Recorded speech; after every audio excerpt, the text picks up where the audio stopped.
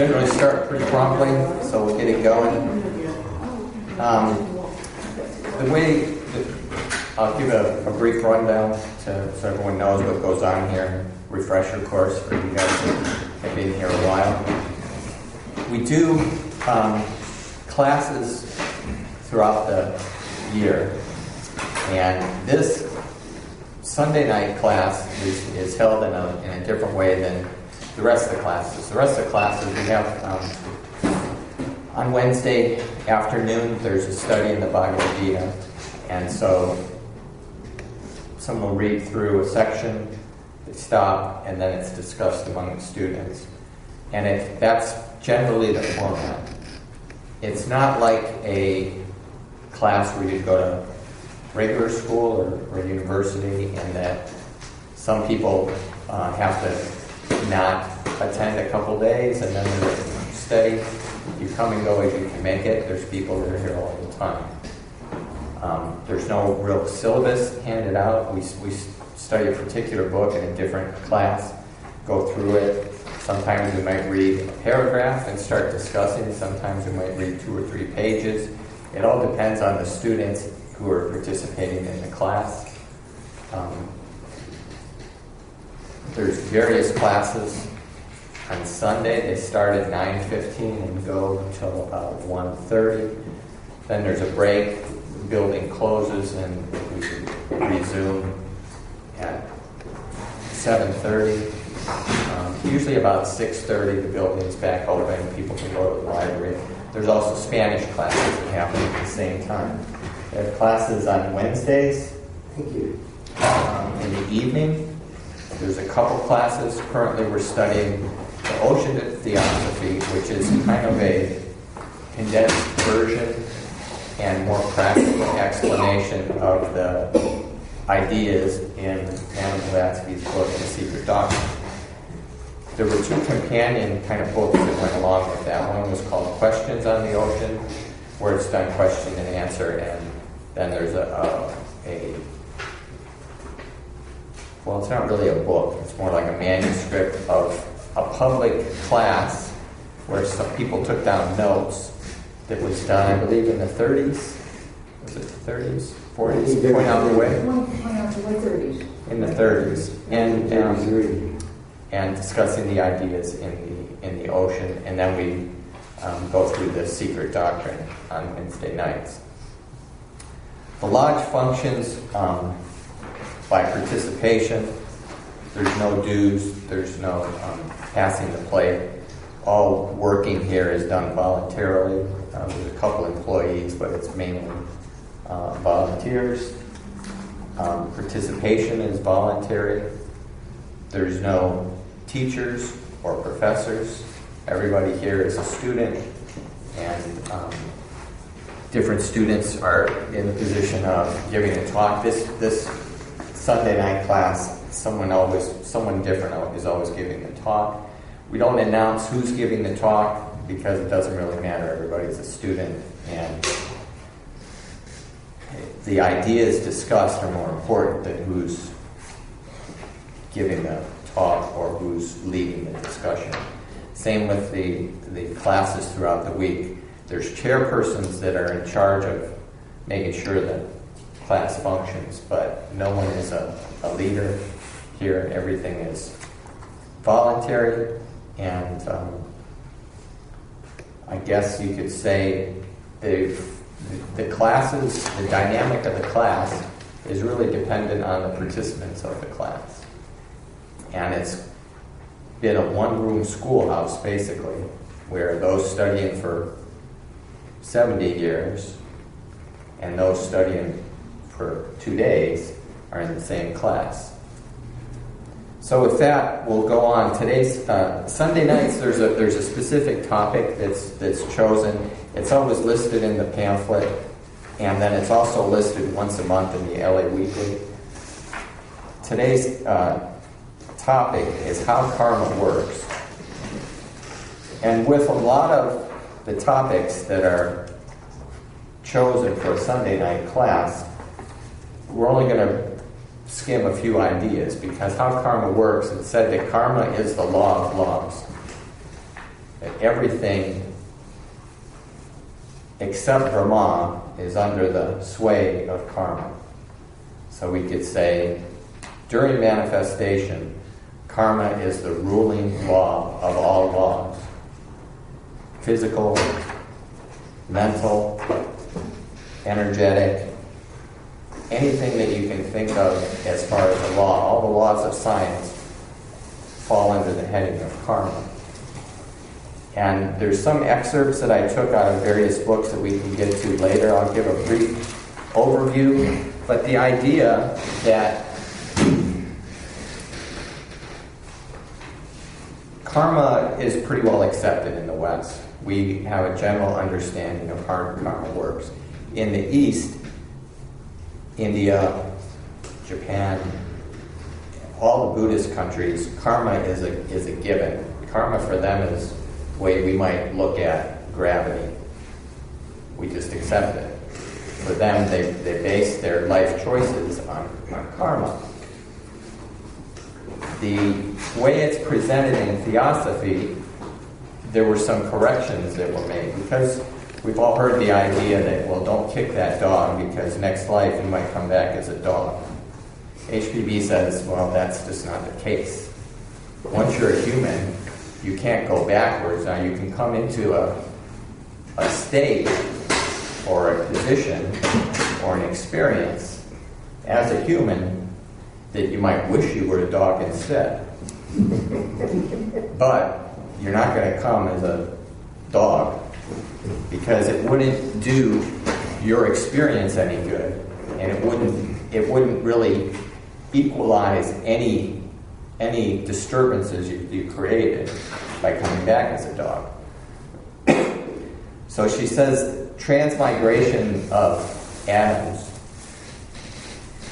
There's a certain idea there, but it's not that a soul of a human goes backwards into the animal kingdom. You might have had a McDonald's hamburger on your way here. You're going to have a transmigration of the atoms of that cow, or that part cow, part soybean that you ate, and the experiences of the cow and of the soybean, and maybe that was a genetically modified soybean. Those atoms are going to be the building blocks of your physical body.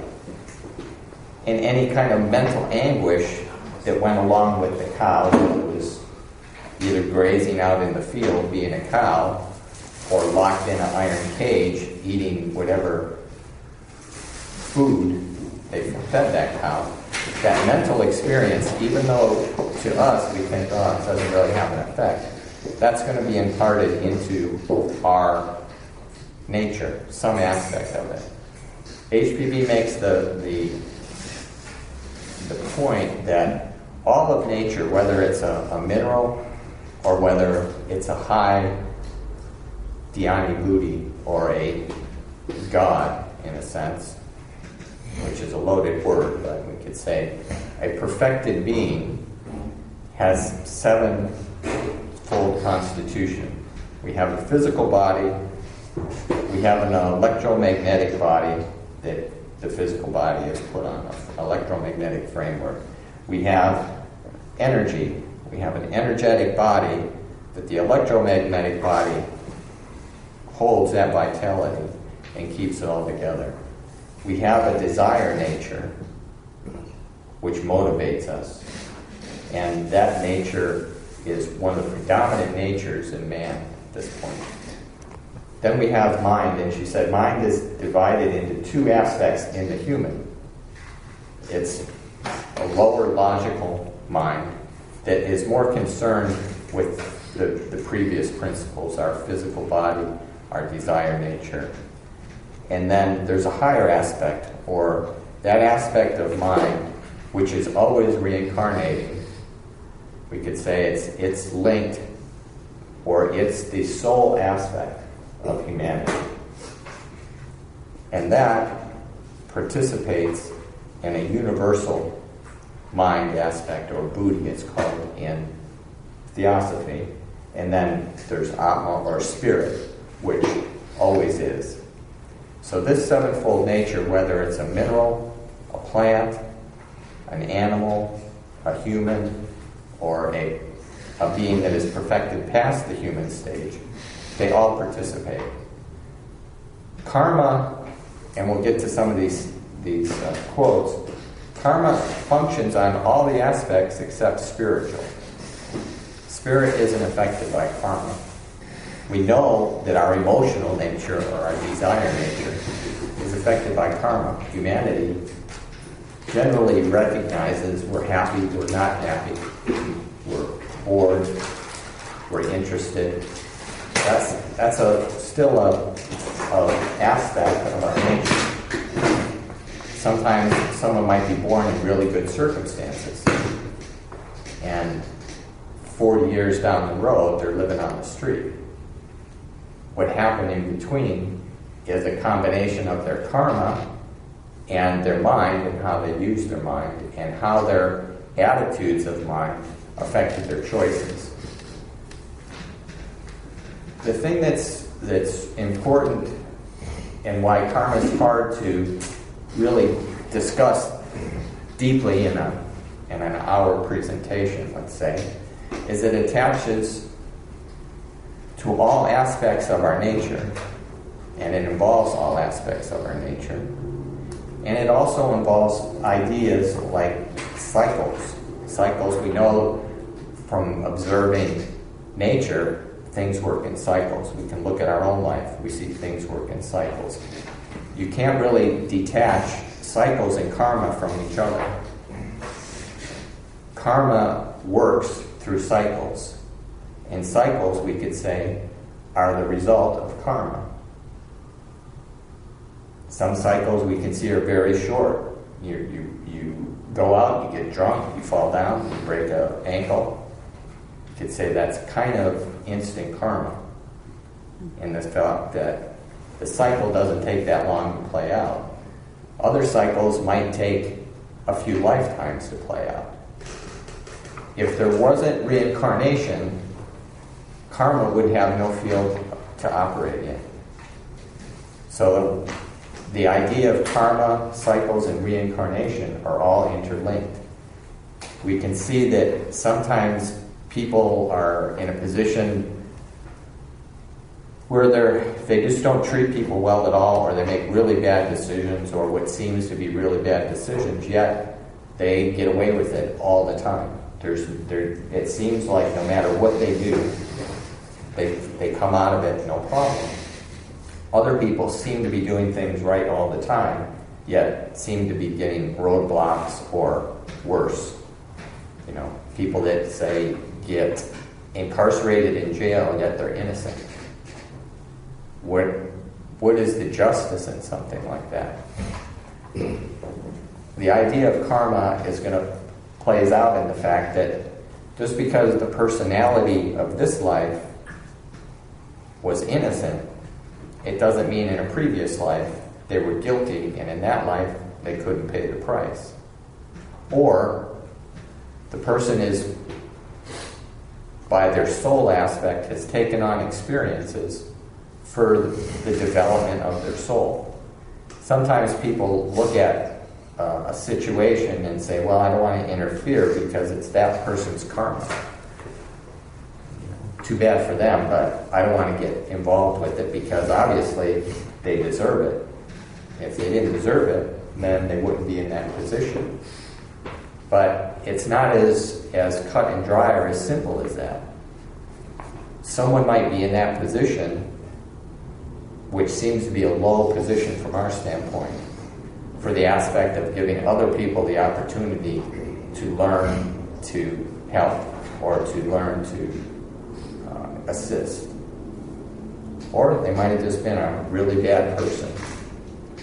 The average person can't really make that determination. Someone that has a perfected nature or an adept that can see behind the physical might be able to see past circumstances which show that individual has been a really great person might even have been an adept at some point, and has come through in a very low station of life to give other people an opportunity to express compassion. And it's not for anyone to really make that determination except the individual that is in that place, either to help the person or to not help the person. Sometimes someone says, well, I've helped other people out, and they turn around and stab me in the back. Well, we all have to make our choices, and we all have to look at each situation as it presents itself. It said that the karma works, and there's 3 different types or 3 different fields, we could say, of karma. 3 different types of karma. One is the results that are playing out now. And those results could be from 2 minutes ago, or from the previous life, or from many lifetimes ago. Then there's the karma that we're creating in the current life, but there's no opportunity for it to show up yet. And I said, in a sense, we create that all the time because we're making choices all the time, and the circumstances haven't come to a point where the result of our choices can play out. And then there's the karma that can't play out in a particular lifetime or at a particular time in someone's life. So we can say there's karma in the bank, there's karma that we're spending, and there's karma that we're making but can't receive the fruit of it yet.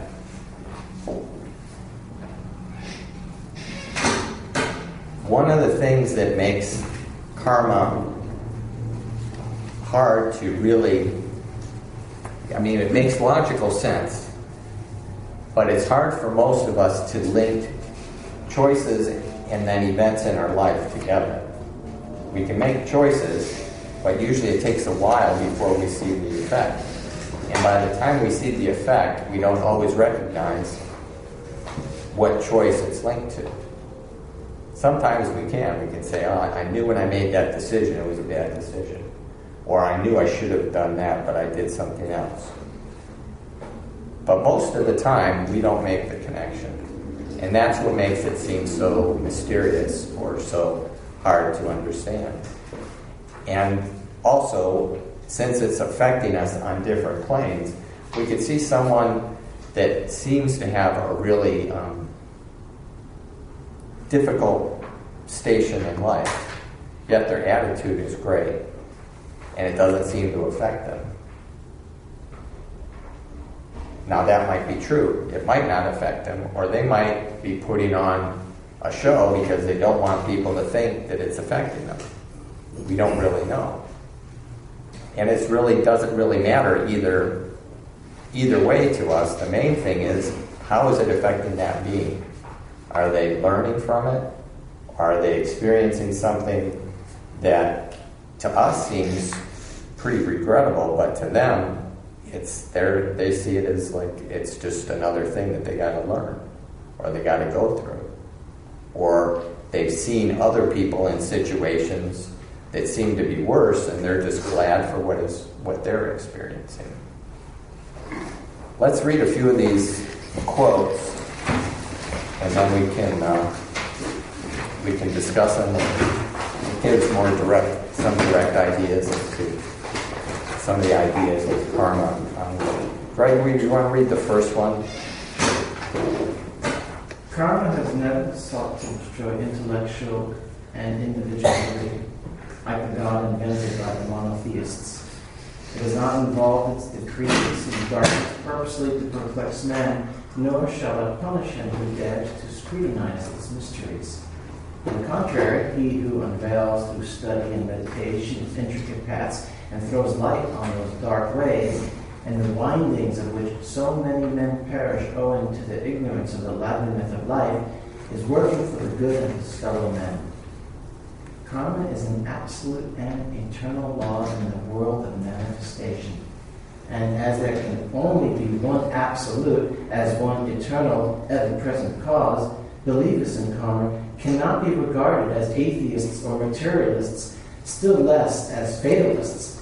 For karma is one with the unknowable, of what it is an aspect in its effects in the phenomenal world.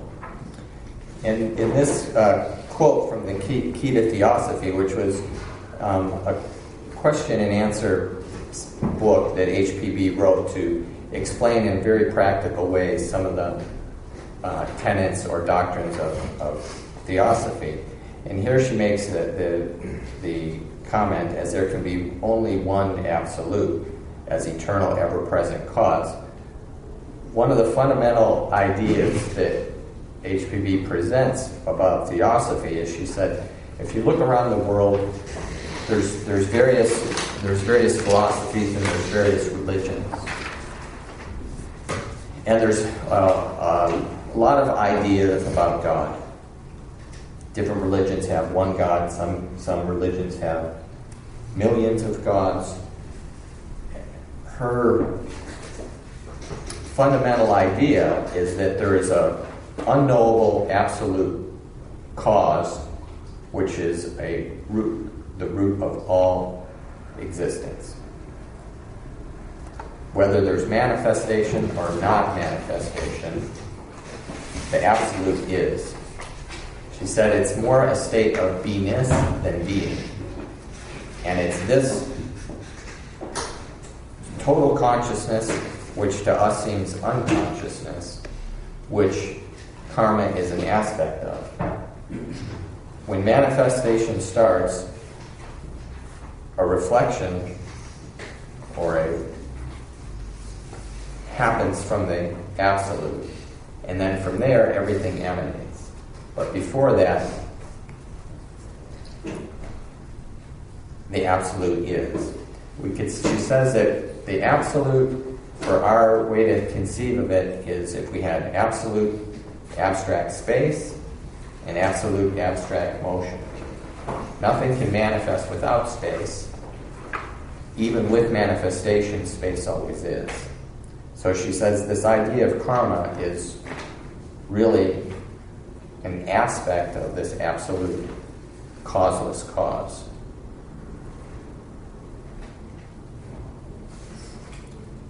The next section it's from The Ocean, which was from William Q. Judge. Pete, you want to read karma, the three sorts? Karma is of three sorts. First, that which has not begun to produce any effect in our lives, owing to the operation on us of some other karmic causes.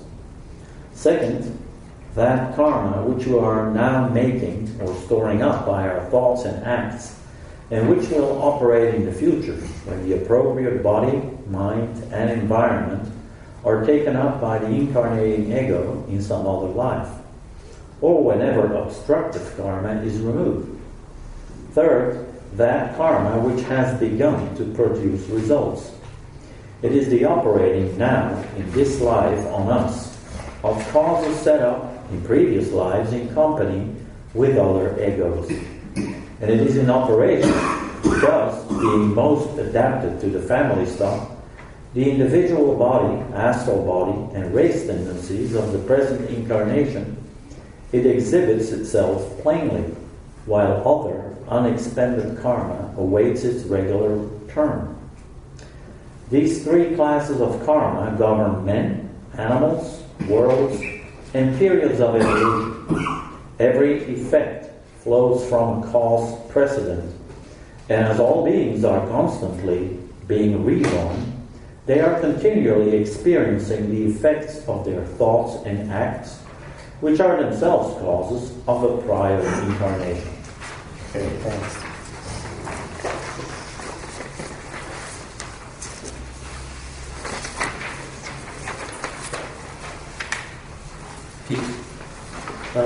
With regard to that first point, very often karma is sort of represented as something being out there, but it is in fact the very essence of our own being. It's not some God sitting in the clouds throwing out karma.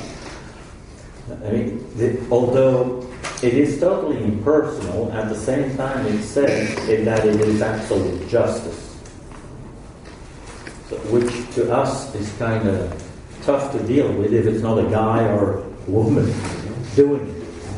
Because I mean, an apparent impersonal principle, how can that be justice? So it's something to think about. Yeah. Vicky. So what's the point? Is it just to have us have a result, or you can see from this that it's more than just punishment and reward. Mm-hmm. Still, is there a deeper meaning to it?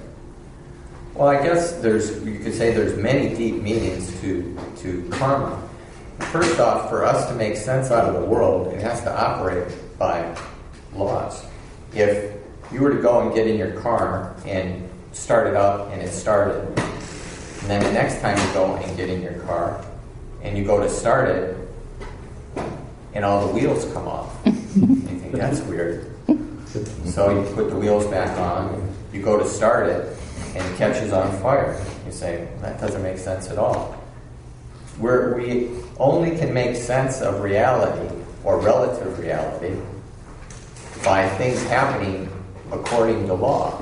They happen in some random form, and that's what makes karma seem so hard to understand, is it seems random to us most of the time, because we don't see the link to the cause. The other aspect is that the whole universe is, on the one hand, is manifesting for a progression, and that progression happens from the very highest beings to the very lowest beings, which really just embody consciousness. Consciousness needs to have some form to embody it, however ethereal that form is. And though that substance which consciousness experiences in is then impressing those lives, which are HPB and in Theosophy, the whole universe is alive. There's no inorganic matter. All matter has some relative state of consciousness, however low or however dormant it might be. Whether we look around and we see minerals. Minerals seem to be very unconscious, yet they only combine under certain circumstances with certain other minerals to make compounded minerals. So everything is in a state of evolving, and that's one of HPB fundamental ideas in Theosophy. Everything is evolving, and it evolves through experience and through contact with consciousness. There's a whole level of beings called elementals, which are very low, in a sense, plastic states, which are impressed by our state of consciousness, by our emotions. And those beings, elementals, are what contain or preserve karma. He made the idea that it's not some outside force, it's within us. We program these lives with our states of consciousness, with our actions, and then it's retained as memory. Now those memories aren't just recorded in your brain, because when the body goes and everything's deteriorated, there's a soul aspect of your nature which comes back into a different form. We call it reincarnation. Whenever that happens, the memories are retained, maybe not in the brain, but the soul has retained these memories. The material that we use to make up our bodies, which goes back to nature, is in a sense, is then revivified and brought back to us. It's not the same cells. We have all new cells. It's not the same skeleton. It's the lives or the elementals that form is built on, which then retain these memories. And we, as a personality, might have no memory of it. But in a sense, if someone has a is let's say, a natural psychic, and HPB talks about psychometers, or someone that can pick up your keys and tell you what you thought, or hold a book and tell you ideas, not that are in the book printed in the pages, but ideas that people have had while thinking about the book, and they can pick them up because they're sensitive. That's only possible because of this magnetic universe that records and stores the impressions and the consciousness. And it's all on an evolutionary kind of path. Let's go to a different...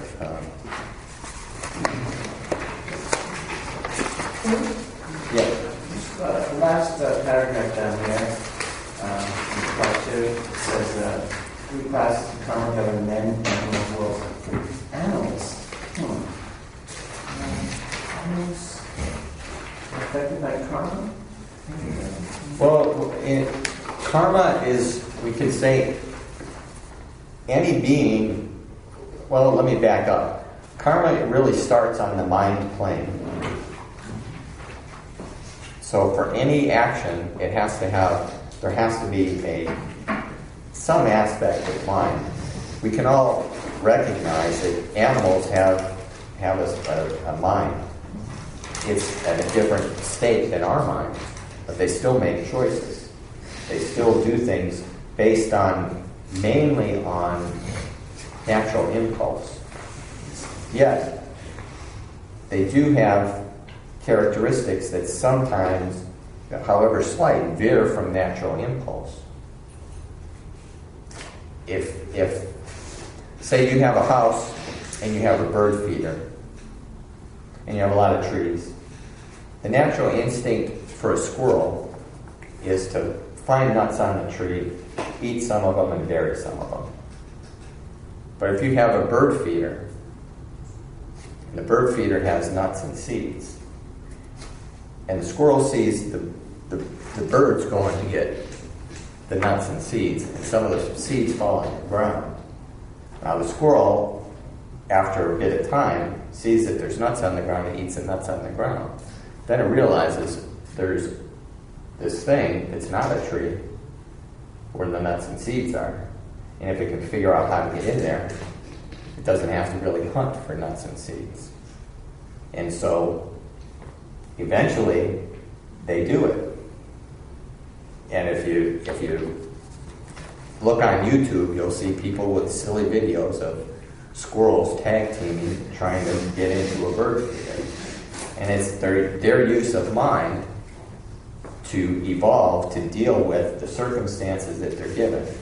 The trees and stuff have been mostly cut down and subdivision has been placed there. So in a sense, they're creating karma. They don't create moral karma. They're not going to get in a moral dilemma because they're stealing the bird's nuts out of the bird feeder.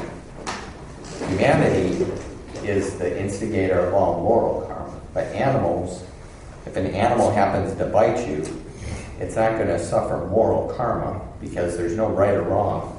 An animal's nature is to attack under certain instinctual conditions, or if you're aggravating it. So I think that's another aspect that we can consider, or we should think about, that humanity is really the cause of most karma.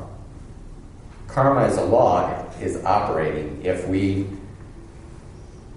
stop living in a city, everybody just moves out. The city is abandoned. Eventually nature will take over the city because it will do it on natural impulse and instinct. The weeds will start growing wherever they can grow. The animals will move back in. Everything will reconverge to its natural state of how it was before there was a city. But humanity, the choices that we make, are causing karma on multi levels. We're going to have karma from an emotional standpoint, from a mental standpoint, from a physical standpoint, our energy level. But the simple law in physics that action equals reaction is an expression of karma on the mechanical plane. Yeah. That's karma. Yeah. If your dog runs across the street and gets hit by a car, that's karma. Yeah. Cause and effect. Not that he made a choice to do that, but that's how nature operates, of course. Yeah. Yes. When I was a little boy, I heard the country folks say that when they saw someone they thought reaping what he had sowed, his chickens have come home to roost. There you go. Well, that's the thing. There's a lot of folk terms for karma. Yep. Then why does there have to be an applied justice to it? You know, because there's no justice in like, a dog running out and getting hit by a car. That's just cause and effect. So, does Theosophy distinguish between karma as causality or karma as some like overarching justice in the universe? Well, it's said that karma is the ultimate justice. And for us, that's a hard pill to swallow sometimes because we see things that just don't make sense. Someone, let's say, has a child that's born and the child's born deformed. You can say, well, that child didn't deserve to come through in that condition. So things like that, or someone that they have a life and it seems to be a very great life, and all of a sudden they go blind. There's no reason for it. It's not like they did something and it caused the blindness. They just lose their eyesight. So to us, that seems unjust, or it just doesn't seem logical. So it's said that karma is an unerring tendency for the universe to get into equilibrium. And so in a sense, I guess from that aspect, that's why we could say it's justice. Vicki? This brings up an additional aspect because in English, justice has a hard sound to it. If we saw justice as compassion, then we would be reminded that there are different states of consciousness from a theosophical perspective. And if we saw what's called the Buddhic state, which is spiritual, the spiritual mind, spiritual heart, is sometimes taking on, leading our awareness of that, leading us to take on karmic positions. The example you used of the handicapped child. You point out the way, commentary on the ocean. It's remarked that sometimes an ego enters a family consciously to give the gift of experiencing caring for a handicapped child to a parent who is really on a deep spiritual path. We who are observing don't see all of these different aspects. It would be sort of too much information, if you will.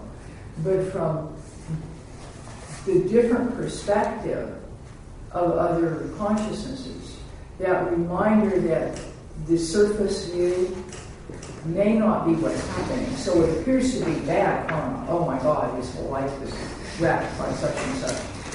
In fact, could be just what that ego needs.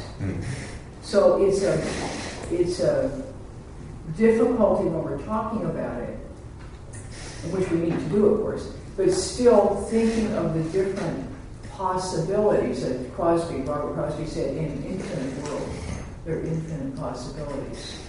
So seeing karma as law and justice, but then asking the questions, what would spiritual law and spiritual justice be? That's part of the thought process. Yep.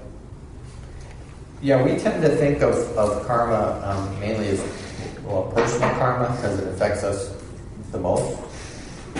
But there's personal karma, family karma, not just our immediate family we're born into, although that's a type of family karma.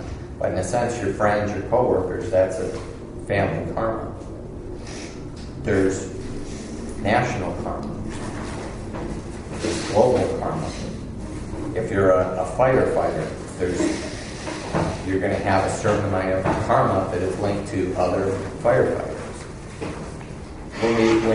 When Theosophy talks about race karma, there's various levels of karma.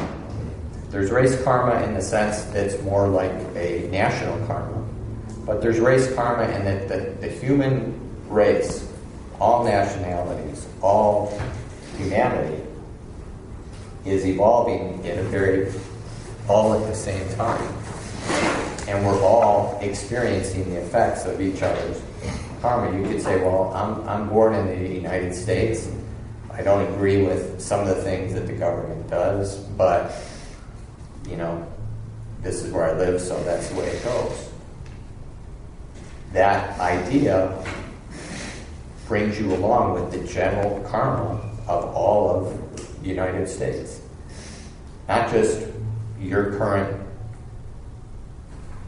time, but the previous and where it's headed based on choices. Now, someone that decides to say, go against the grain, they're going to endure a different kind of karma if they go against what is popular. Yet, in a sense, they can also change what is. There would be no United States if people didn't decide we want our own place, we want our own country. And so doing that created a certain good karma in the sense that there was a place that was far enough away and pretty undeveloped where the powers at the time didn't really care so much because you weren't losing that much. It wasn't like you were losing Germany and Sweden and Poland, Hungary. You were using a place where people made their houses out of trees, but the people that were living here, the natives, endured a pretty horrific karma from the people that came here to start their own country. And in a sense, somehow that has to be answered for. All of us that are here, we're benefiting from that type of decision. And at some time, where were the result of it? Maybe the result of it is that we have the highest gun kill rate in the world. Teenagers kill each other, school children kill each other, husband and wives kill each other. It's hard to say what is justice at that point. But if we were to see on a different view, we might be able to see that justice is being played out. Is it just for someone that? Well, let me stop here and let's have. Ava, you want to read number 4? No. Dr. Joe, you want to read number 4? Number 4. On this subject, the adepts have written the following to be found in the secret doctrine. Nor will the ways of karma be inscrutable, were men to work in union and harmony, instead of disunion and strife. For our ignorance of those ways, which one portion of mankind calls ways of providence, dark and intricate, while another sees in them the action of blind fatalism, and a third simple chance, with neither gods nor devils to guide them, would surely disappear if we would but attribute these to their correct cause. With right knowledge, or at least any rate, with a confident conviction that our neighbors will no more work to hurt us than we would think of harming them. That 2/3 of the world's evils would vanish into thin air. Were no man to hurt his brother, karma nemesis would have neither cause to work for, nor weapons to act through. Okay, Rob, you want to read number 5 right after that? Oh yeah, sorry. Kelly, number 5? Number 5. It is therefore necessary in order to understand the nature of karma and its relation to the individual to consider action in all its aspects. Every act proceeds from the mind. Beyond the mind there is no action and therefore no karma. The basis of every act is desire. The plane of desire, or egotism, is itself action and the matrix of every act. This plane may be considered as non-manifest, yet having a dual manifestation in what we call cause and effect, that is, the act and its consequences. In reality, both the act and its consequences are the effect, the cause being on the plane of desire. Desire is therefore the basis of action in its first manifestation on the physical plane, and desire determines the continuation of the act in its karmic relation to the individual. For a man to be free from the effects of the karma of any act, he must have passed into a state no longer yielding a basis in which that act can inhere.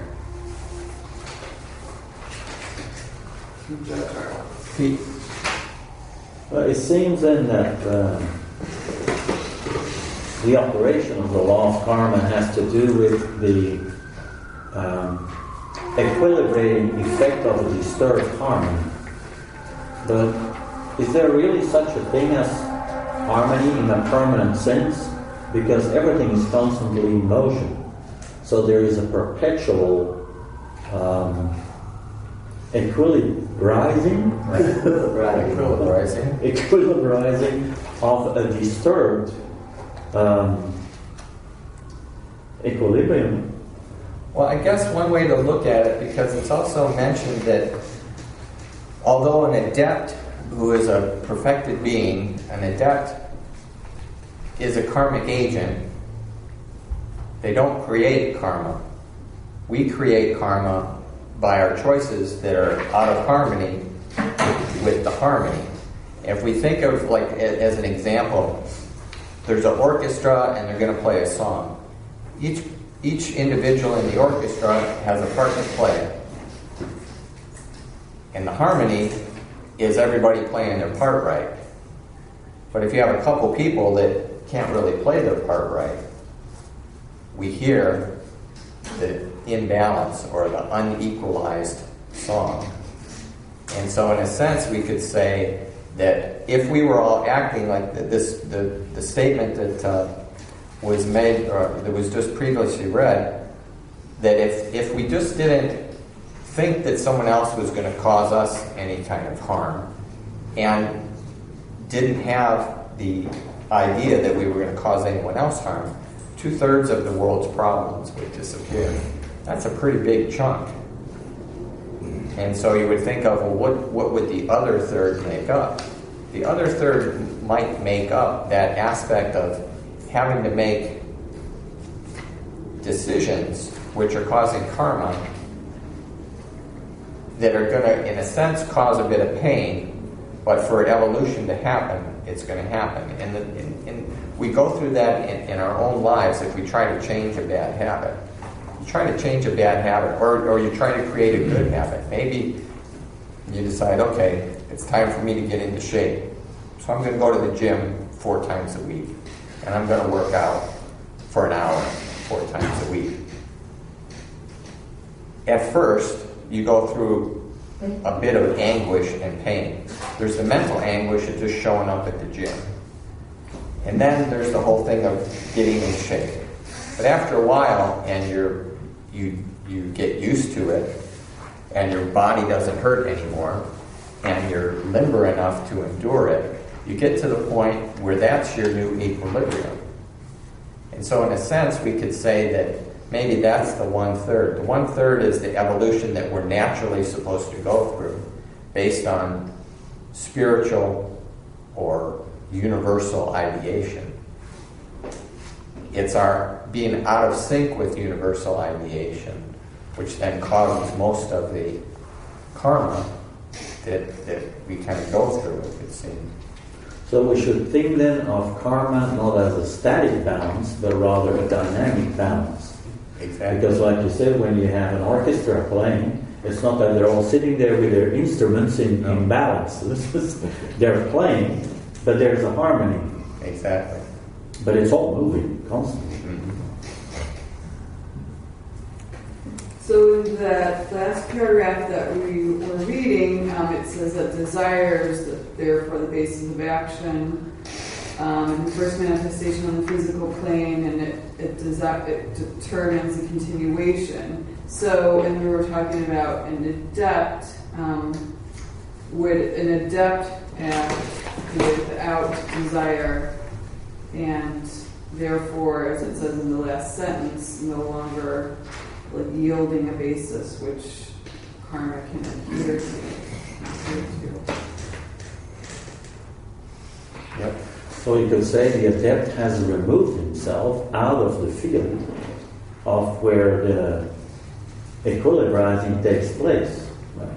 In a sense, he has in fact united himself with the law itself instead of with its action and reaction. Yep. Yep. What does ideation mean? What does ideation mean? It's a good question. What does ideation mean? Well, we know ourselves when we think we have an idea. We're not necessarily always sure where that idea came from. The whole universe is, you could say, is embodied ideation. In a sense, if there is during manifestation, it's said that the first thing that happens is the idea for manifestation has to be manifested.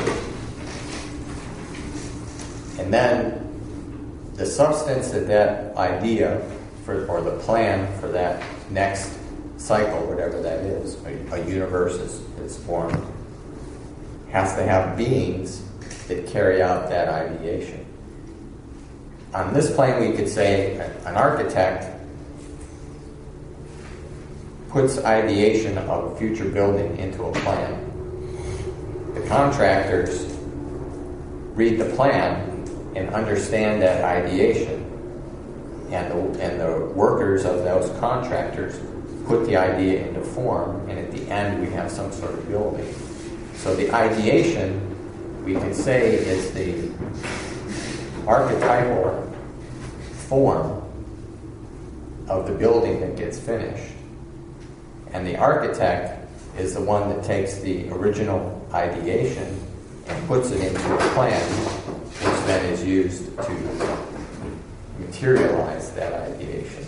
And there's anything to happen on this plane, there has to be an idea for it. We could say, chair is a archetypal idea. All the various forms of it are how people have taken the idea of chair or something to sit in and then expressed it. Jerome, you want to read number 7? It's on page 3.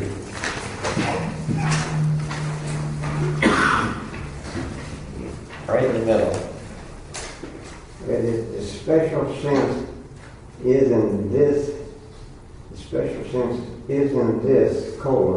a karmic agent, is one who concentrates more rapidly than is usual the lines of influence that bring about events, sometimes in a strange and subtle way.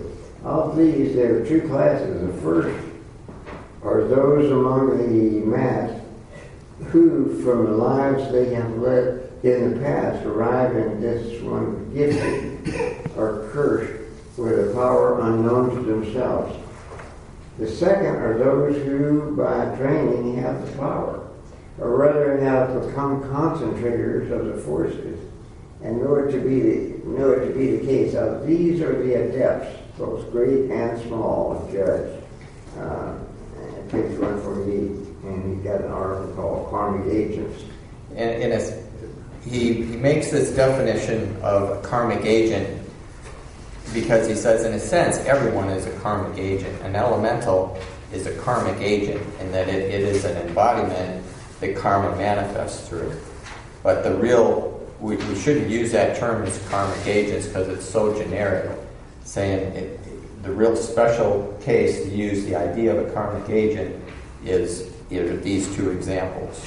An adept that is working, you could say someone like Buddha or Krishna or even Jesus, someone that manifests for a particular purpose knowingly to carry out that purpose. And there's other examples of people maybe not in good position who were karmic agents. We could say various people, maybe Napoleon or Hitler was a karmic agent in the sense that they were a personality that embodied and was able to coalesce hate in a very specific form. Hate is a natural aspect of humanity. People try to not let it manifest. It's a characteristic that we should be trying to get rid of. Yet, if we don't, every once in a while, a karmic agent shows up and galvanizes that hate into a very focalized purpose. Let's see, let's read this one. Jerome. Well, one place in the poem, he says, on the horizon showed the idea of the karma of Israel. This was a long time before the Second World War. You already saw it. It was on the horizon very clearly already. I think that's something that we should also discuss in a sense is what is the difference between karma and fate? We could say that in a sense they're the same and in a sense they're not. We could say our fate is karma that is going to manifest in a particular life.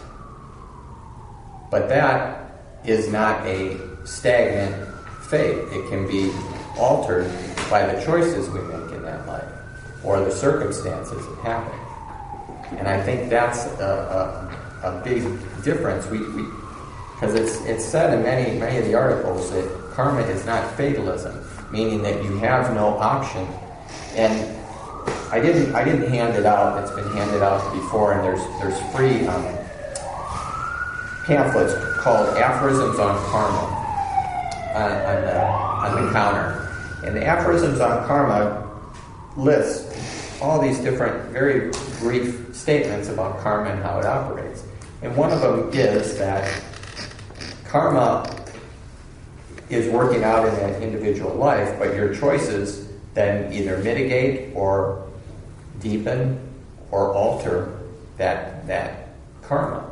If, say, you're taking a trip and you have the trip planned, and then you get to a point you decide to take a different road. Taking that different road has mitigated whatever karma you were going to have by going on the other road. You might not ever get to your destination based on that choice. And so, getting back to the types of karma, that karma that might have played out on that road doesn't just disappear, but it's either equalized, added to, or just held in suspense until a later point where that karma has a chance to work out. The environment that we're in, that environment is our physical environment, our circumstances, our body, our state of mind, and our interrelations with other people is the environment that we're working in. I think we can make a sort of a correspondence here, just like Theosophy has dogmas in the sense of teachings. Yeah. But we're not dogmatic. So karma is always, the karma that is in suspension is our fate, but it's not fatalistic. It's the same as dogma in dogmatism. So, but then there's the distinction, because all the karma that is in suspension is our fate, but we have caused it ourselves primarily, or in combination with others, but it doesn't mean that we can't change it. If we can change it, then it's called karma nemesis, but we were still the cause of it. Right. We set up causes of which the effect is so intense that we don't have the means in anyone's life to immediately deal with it. And then we have to stick it out, of course. Suffer it. Serves your right to suffer. So is karma always your fault? The fault of your... Well, in a sense, you could say, is karma always your fault? It's yes and no. If I go back to, there's certain choices that you're going to make as an individual, and those choices are your fault. There's also choices that you aren't making at all, but you're part of a collective group. Mm-hmm. You live in Los Angeles. The choice of living in Los Angeles makes you part of that collective group where you might not have any real cause of it, but you bear the burden of it. You might ride a bike and never drive a car, but you got to deal with the air pollution. You're not causing the air pollution, but you still, by the choice of living here, you have to assume the social burden. Swallow it. And so that's another aspect. Let's go. We're starting to run out of time. There's all these are you can read later. There's an interesting one on 9 by Patanjali that talks about, Patanjali is a yoga meditation book, and he uses the term mental deposits. If we think of mental deposits as karma, it puts Patanjali's yoga aphorisms into a different point of view. It gives us a different understanding. But I want to go down to, on page 4, in the middle I have specific physical and psychological karma from Edgar Cayce readings. Edgar Cayce was a natural psychic that was not highly educated. He had an 8th grade education. He was a photographer by trade. He was a Sunday school teacher. And he was a natural-born psychic that was able to put himself into a trance and have prescribed healings for people, even though he had no medical training. And he lived in the 20s, 30s, 40s, maybe in the 50s. I'm not sure when he died, but he was an American. He was from West Virginia. He lived in Virginia Beach. Interesting guy in that his readings would give cures for people, and they were about 99% effective. And most of the people had come to him as a last resort because the doctors didn't know what to do with them. And he was a Baptist Sunday school teacher. And for a while, the readings that were coming through him were not giving him any problem. Then he came into mental anguish and thought the devil was using him, because these readings started linking medical causes or circumstances to karma. And karma was not a Baptist teaching. And so he started thinking he was being used by the devil, yet the other teachings that he had people, or other questions that he had put to himself, put it into light, explaining Christian doctrine and explaining misinterpretation of Christian doctrine.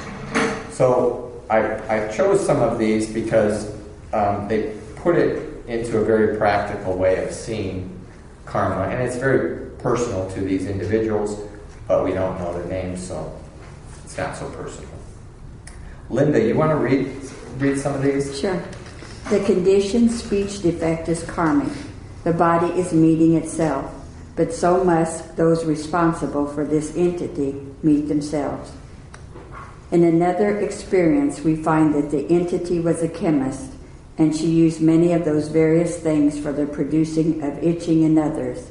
She finds it allergies in herself in the present. Here, asthma, we have truly a pathological condition, but a psychological as well as the physiological. And it extends to karmic reactions also. For one doesn't press the life out of others without at times seeming to have some pressed out of self. The entity laughed at those who were crippled by such activities, Roman arena, and lo, they return again to the poliomyelitis. How blessed then art thou, that there are those close to thee that ye once laughed at, that are patient, that are kind, that are gentle with thee. Yeah. What is the cause of the body's dislike for eating fish, fowl, game, and certain meats? From the condition as existed in that as a Norseman when he lived on these. So we tend to, we might think that karma, as was pointed out, karma is usually thought of as a punishment. But in this last example, you can't say it's really a punishment. You could just say that, and the other aspect is we tend to think that, well, if we always lived on fish and fowl and wild game, that's what we'd like to eat. But after a while, you might just get sick of it and decide, I've had enough, I'm going to be a vegetarian. And I think that was part of the aspect, because all these individuals were coming with a very specific problem that they were trying to solve that no one else could solve, and they really didn't see it. I'm going to pass this out. It has to do with cycles, but as we said, cycles.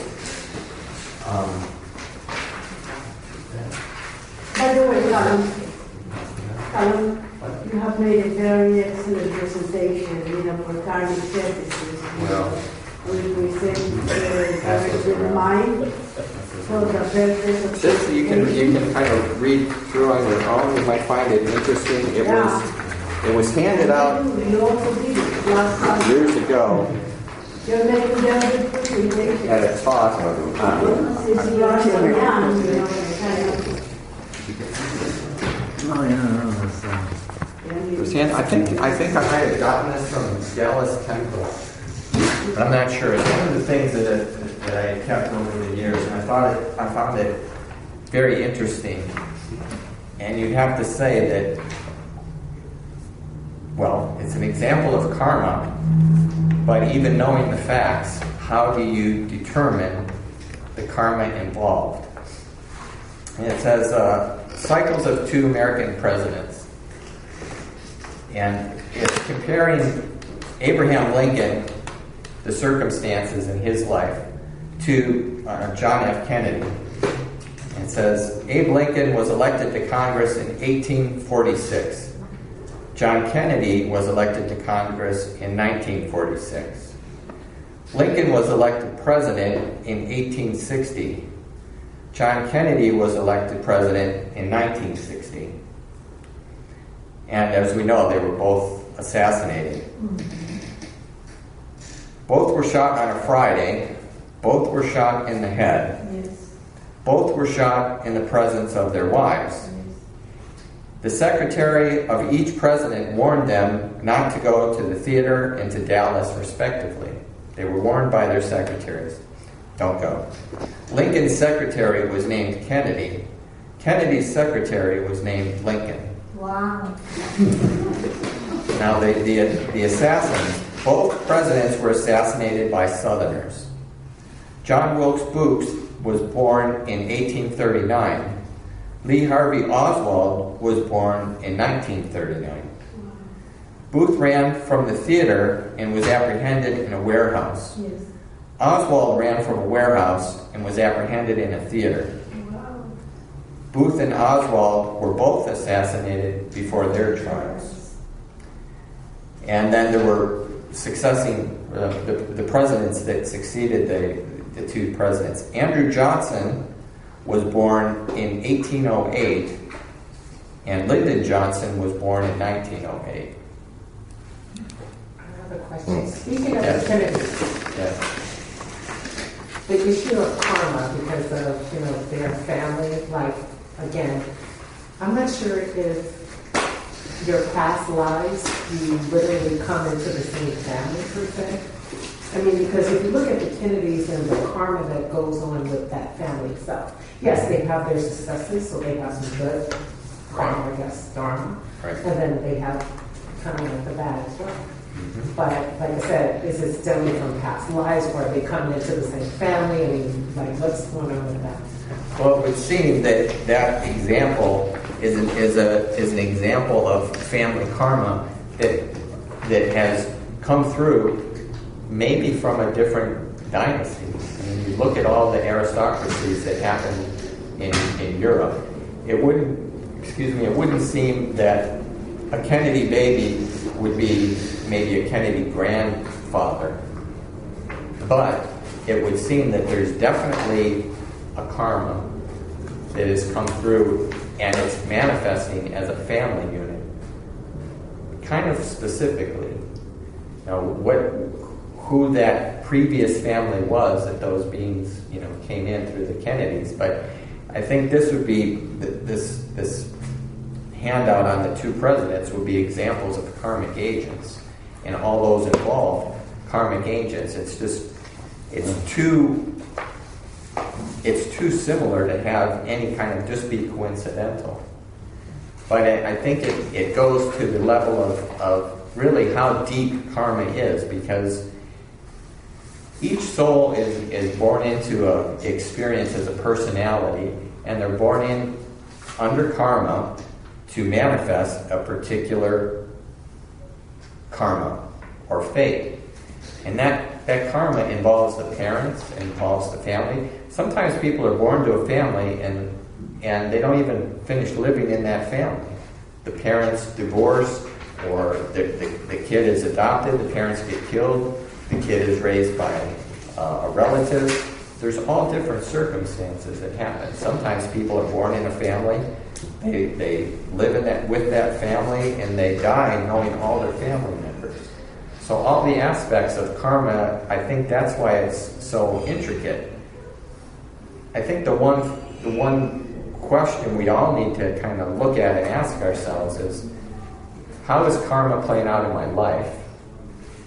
And how can I make choices that are, because we can't really escape karma. We can only make choices that are going to change our own destiny. The choices that we're making now are either going to affect us in the future, maybe as we go out in the street, or maybe 3 lives from now.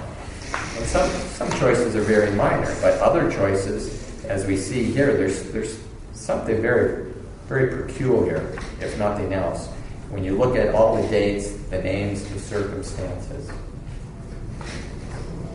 And I think the example here of this one page links it obviously with that special case of karmic agents. That of these there are 2 classes. The first, those among the mass who from the lives they have led in the past arrive in this one gifted or cursed with the power unknown to themselves. So you can set yourself up as a specific karmic agent through which more specialized karma manifests. And just think of what is the general tendency for thousands of years among the Brahmins. They have set up their family associations in such a way that the ego has almost no other recourse but to come back to the same family, because they try and keep the bloodlines pure and do certain sacrifices to get them there. So on the whole, it depends, all depends on how drastic we change our karma. Yeah. Because the people we have made karma with in the past family, we have karmic relations within the future, obviously. But they could be temporary or fleeting over a very long time. Just one quick, I was just wondering if the 2 of them knew that they were going to be assassinated. Well, it's hard. It's hard to know from if they had a dream, if they mentioned to their wives, if they had a premonition. It's hard to know. I mean, both were presidents during very tumultuous time, and both were trying to correct the wrong from the very beginning in the Constitution. And they were 100 years apart, and it's a long time to correct what was already there in the Constitution. Just think of Martin Luther King and Gandhi and so many other people that become a specific focus, and the whole country is looking at it. Well, you can bet on it that there is somebody there unhappy with that position, and he's going to take some action too. Yeah. It was even someone, it would seem very unlikely, but someone, even George Patton had thought and was sure that he had been on the battlefield when he was in Europe. He had remembrances of it. Where would you get the experience from anyway? And so it shows you how deep some of these impressions can come. And you might not never know it until you're in that circumstance. And then it dawns on you, oh, I've been here before. All right, thanks for everyone participating. The discussion next week will be evolution redefined.